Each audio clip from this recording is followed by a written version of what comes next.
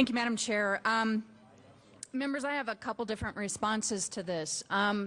First of all, I'm not here because I've made any deal with anybody, and I'm sorry if other people have made a deal. We heard the proponents bring up in the beginning of this bill that we realize it's imperfect. We realize that we are moving into some new uncharted regulatory arenas.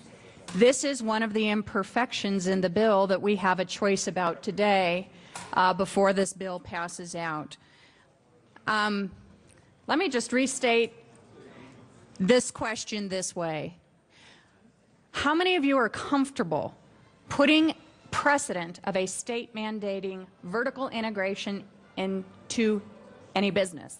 Pretend for a minute we're not talking about medical marijuana, because understand we are setting a precedent today, and later some things we do are not as easy to undo, because once people are creating a business model around the bizarre dictates of the state, undoing it will be difficult later, because the entire business model will be formulated around what we are creating. Let me ask you, are you comfortable mandating, having the state mandate vertical integration in a business model, any business model? Because if we vote no on this amendment, what you're saying on what we start here, now this will become a parallel model for other areas of state mandates and state business.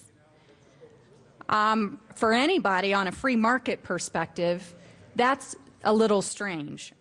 The issue about organized crime has nothing to do with this amendment. This amendment keeps regulation on all phases. So the only way you're getting organized crime is if we're saying there's ineptitude at the enforcement of regulation because it doesn't gap it.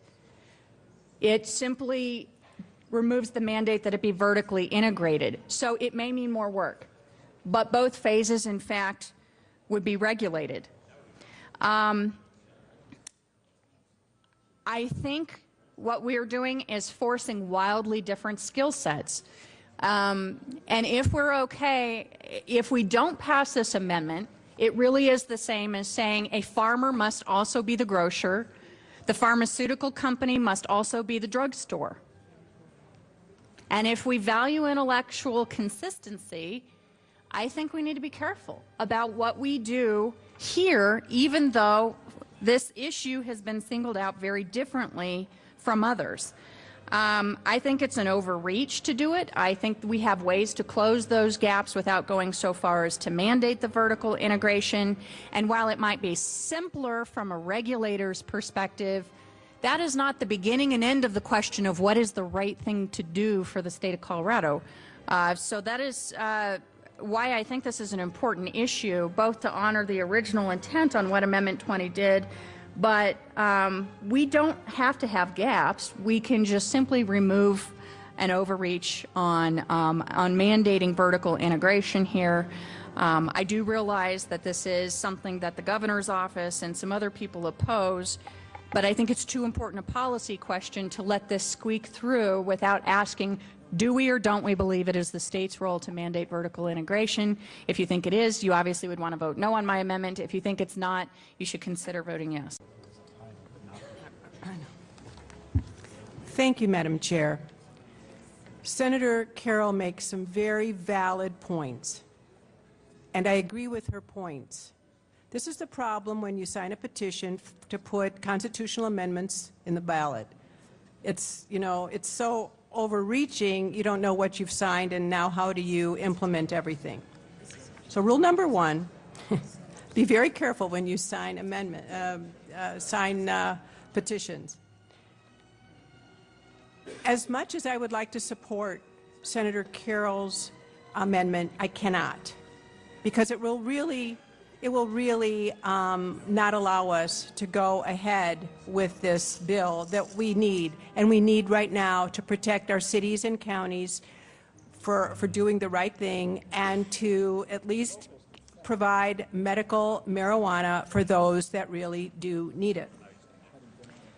We can, and currently I don't think there's any rule against having a few owners together, one being the grower, one being the dispensary, caregiver, etc.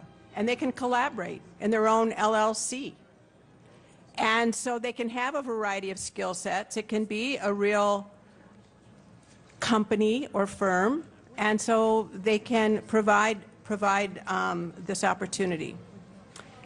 I would like to see eventually, and this was an amendment that I was going to offer, and after so much pushback, you know, it will probably have to be a pilot program, and that is that the Colorado State University, the best agronomy school in the country, grow it. And then do a cooperative, and people that want to dispense it or grow it, they can grow it on their properties with the oversight from CSU, or grow it with the state land board trust pieces. The problem is, and then, you know, pay money, you know, in terms of a cooperative, and everyone have a stake in this. But it would have really good oversight in terms of the quality of product that's being grown, because it is going to be used for medicinal purposes, and it should have a quality control piece to it. And that's my concern. And I think that it would be the best model, and perhaps we can begin a pilot study on that. The problem is with CSU and the Colorado State Land Trust, there's a lot of federal dollars that flow into that, and it would really put these two facilities at great imperil with. No, excuse me, I think that this is really very important, because from my perspective, if we're dealing with a medicinal purpose, that it needs to have a good quality control plan, and have real good oversight. And we have the best agronomy school in the country. So, you know, so I thought it made a lot of common sense. It won't work this time around. We'll have to do a pilot study to figure out how we can be exempt or receive waivers from the federal government. Maybe we can work with our congressional delegation. We'll see. But right now, right this minute, local governments are begging us to do something to help them implement what everyone voted for. So for that reason, I will be rejecting your amendment. Thank you. Senator Spence. Thank you, Madam Chair. Members, this is a no vote. An aye vote for this is an aye vote for organized crime. Please join me in voting no on this, and I ask for a division. Senator Romer, did you want to comment? I had you on the list. Okay. The question is the adoption of Floor Amendment 144. A division has been requested. Those not eligible to vote, those in the chamber, please be seated. And those in favor of Floor Amendment 144, please rise. Thanks.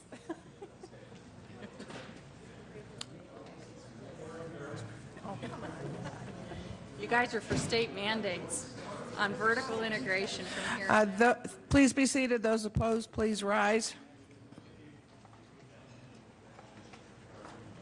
Can't sit for both. The chair is not in doubt. The amendment is lost. Mr. McGowan, please read Floor Amendment 140. Amendment 140, House Bill 1284 by Senator Carol M. Amend Green Gross Bill, page 49, line 9, strike F and substitute E, page 55, strike lines Carol? 15 through 26.